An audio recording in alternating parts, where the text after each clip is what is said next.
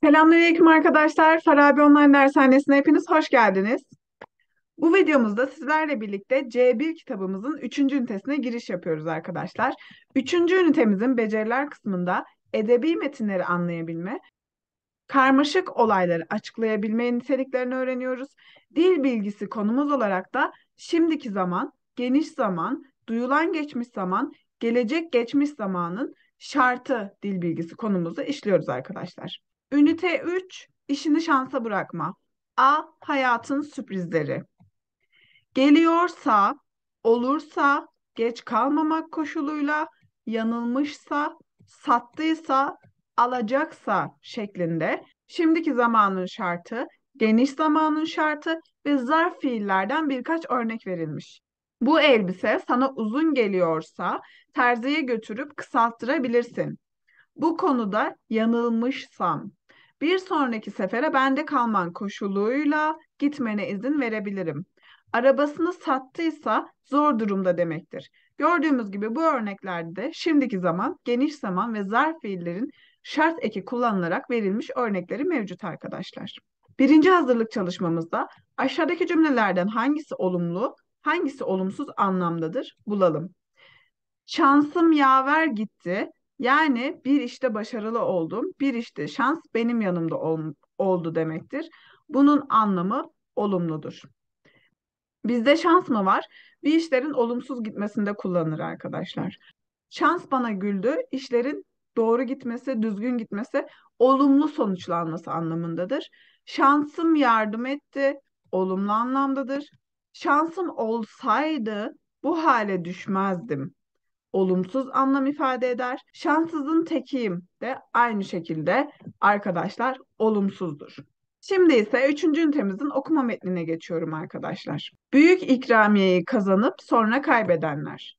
Şans kelimesi olumlu anlamda kullanıldığı gibi olumsuz anlamlarda da kullanılır. Toplumumuzda işleri yolunda olan kişiler şansım yaver gitti, şans bana güldü, şansım yardım etti, şanslı olarak dünyaya gelmişim gibi sözleri olumlu anlamda kullanırlar.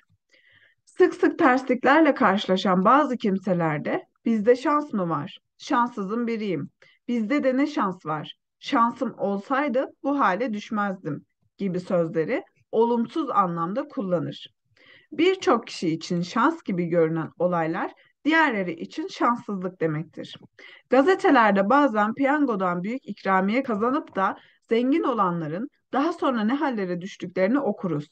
İşte size Türkiye'den ve dünyadan büyük ikramiye kazananlar ve onların başına gelenler. Osman Kaplan, Denizli'nin Çivril ilçesinde marangozluk yaparken çeklerini ödeyemeyeceği için önce hapse girmiş ve 1999 yılında hapisten çıktıktan 2 gün sonra sayısal lotodan 340 milyar kazanmış. Kaplan'ın ilk işi eşinden boşanmak olmuş. Ardından İzmir'de Pınar Şirin adlı şarkıcıyla 20 milyar lira harcayıp Hilton'da nişan yapmış ve 6 ay sonra ondan da ayrılmış. Şimdi ise hızlı bir hayat yaşadım, param bitti diyerek yaşadıklarını özetliyormuş. Milli Piyango'nun 1990 yılbaşı çekilişinde 1 milyar 250 milyon lira kazanan Adanalı Cem Postacı'nın peşini aksilikler bir türlü bırakmamış. 1996 yılında oğlunu trafik kazasında kaybetmiş. Oğlunu kaybettikten sonra kazandığı ikramiye ile emlak işine girmiş ve bir süre sonra iflas etmiş. Postacı, işlerinin çok iyi gittiği dönemlerde hiç tanımadığı kişilerin akraba olarak karşısına çıktığını anlatıyor. Şimdi ise ona kimse yardım etmiyormuş. Postacı, para mutluluk vermiyor. Yuvam dağıldı. Toparlamak için varımı yoğumu harcadım. Eşim beni terk etti. Şimdi bir otomobilim, evim ve emekli maaşım var. Keşke o bileti almasaydım da o para çıkmasaydı diyormuş.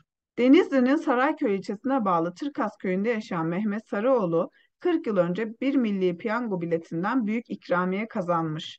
Bir anda zengin olan Sarıoğlu hiç evlenmemiş. Köyünde kendisine güzel bir ev yaptırmış. Zamanla parası kalmayınca komşuları ona bakmamaya başlamış. Devletten aldığı yaşlılık maaşıyla geçinen Sarıoğlu'nun evi yanınca köylüler aralarında topladıkları parayla evini tamir ettirmişler. Sarıoğlu bir süre önce barakasında donarak ölmüş.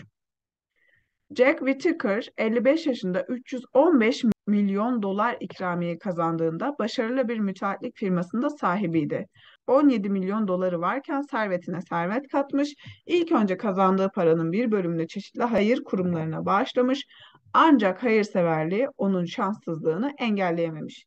Whittaker önce içkili araba kullanmaktan, sonra da bir bar müdürüne saldırmaktan tutuklanmış. Hırsızlar Whittaker'ı bir kulüpteyken arabasından 545 bin TL'sini çalmışlar. Whittaker bu olaydan bir yıl sonra bu kez 200 bin TL arabasından çaldırmış. Biz o kadar çok parayı neden arabasına bıraktığını çözemedik. Sonra geçersiz çek kullandığı iddiasıyla dava edilmiş. Ardından eşi ondan boşanmış. Ama bu kadarla bitmemiş. 2003 yılında torununun erkek arkadaşı Whittaker'ın evinde ölü olarak bulunmuş. Kendi torununu bu olaydan bir süre sonra aşırı doz uyuşturucudan ölü bulunmuş. Kendi kızı da anlaşılmayan bir sebepten dolayı ölmüş. Bu hikayeyi öğrenenler büyük ikramiye bize çıkmasa da olur diyorlardır. Billy Bob Harrell 97 yılında Teksas'ta 32 milyon dolarlık büyük ikramiye kazandıktan sonra kendine bir çiftlik alarak çiftliğin garajını da arabalarla doldurmuş. Kısa bir süre sonra tüm mal varlığını kaybeden Harrell önce eşinden boşanmış, daha sonra da intihar etmiş. İntihar etmeden önce bıraktığı intihar mektubunda ikramiyenin bana çıkması hayatımda başıma gelen en kötü şeydi diye yazıyormuş. Bu tür olaylar sıra dışı olsa da gerçek payı vardır. Bu olaylardan ders alarak ne şansımıza güvenelim ne de şanssızlığımızdan şikayet edelim. Bu metinde genel olarak şans kavramından bahsedilmiş arkadaşlar. Tabii ki de Milli Piyango'yu örnek vererek bunun hayatımıza ne derece anlam kattığını, aslında şanslı olarak görünen olayların bize şanssızlık olarak geri döneceğinden bahsetmişler. Şimdi şans kelimesinin onun olumlu anlamda kullanıldığı zaman şans bana güldü, şansım yardım etti, şansım yaver gitti, şanslı olarak dünyaya gelmişim kelimeleri. Bir olayı olumsuz olarak sonuçlandırdığımız zaman ise bizde şans mı var, şanssızım biriyim, bizde de ne şans var, şansım olsaydı bu hale düşmezdim şeklinde birkaç adet kalıplaşmış ifadeyi metinimizde bize anlatmış arkadaşlar. Şimdi ise hazırlık çalışmamızda sık sık tersliklerle karşılaşan bazı kimseler şansım yaver gitti derler cümlesi yanlış bir ifadedir arkadaşlar. Eğer bir iş olumlu sonuçlandıysa bu işe karşılık şansım yaver gitti cümlesini kurabiliriz. Birçok kişi için şans gibi görünen olaylar diğerleri için şanssızlık demektir. Doğrudur arkadaşlar. Metine baktığımız zaman metinde bu cümleyi aynen görebiliriz. Postacının işlerinin çok iyi gittiği dönemlerde tanımadığı kişiler akraba olarak karşısına çıkıyormuş. Bu ifademiz de doğru bir ifadedir. Daha sonra tüm servetini kaybedince akrabaları, yakındaki insanlar hepsi yok oluyordu. Kaplan sayısal lotodan büyük ikramiye kazandıktan sonra ilk işi yeni bir ev almak oldu. Bu yanlıştır arkadaşlar. Çünkü Denizli Sarayköy ilçesine bağlı olan Mehmet Sarıoğlu ilk iş olarak ev alıyordu. Jack Whittaker ikramiyeden kazandığı paranın bir bölümünü çeşitli hayır kurumlarına bağışlamıştır. Bu doğrudur. Bir anda zengin olan Sarıoğlu köyündeki komşularına yardım etmiştir. Bu ise yanlıştır arkadaşlar. Köydeki komşular aslında Sarıoğlu'na yardım etmiştir.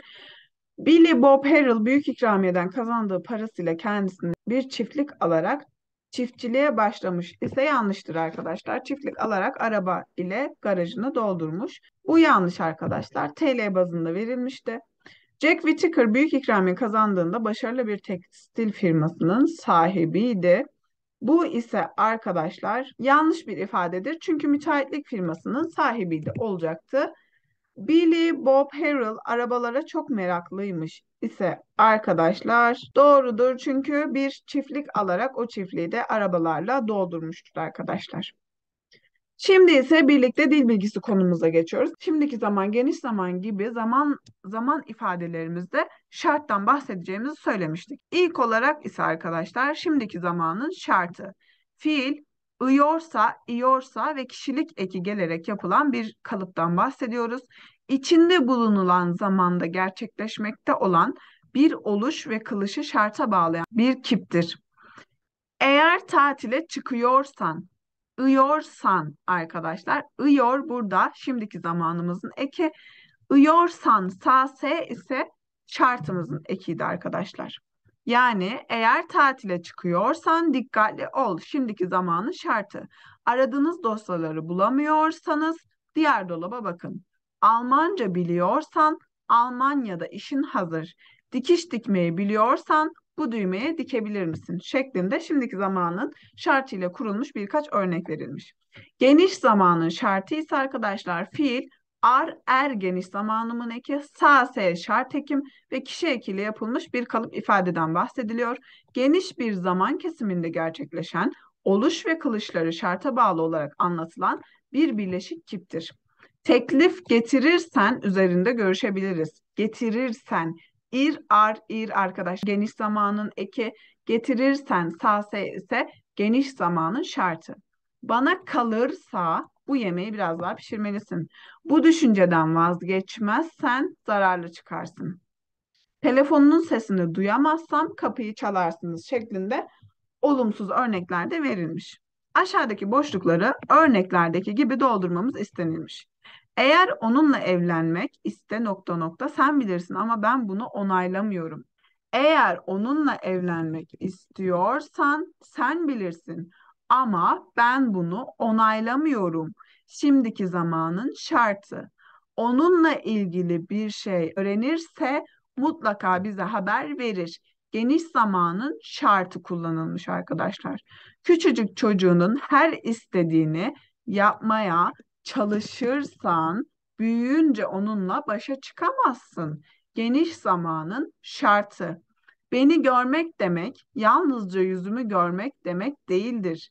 Benim düşüncelerimi anlarsanız kafidir demişti Ulu Önder Atatürk. Onunla ilgili gerçekleri biliyorsan lütfen açıkla. Sonra çok geç olabilir. Şimdiki zamanın şartı.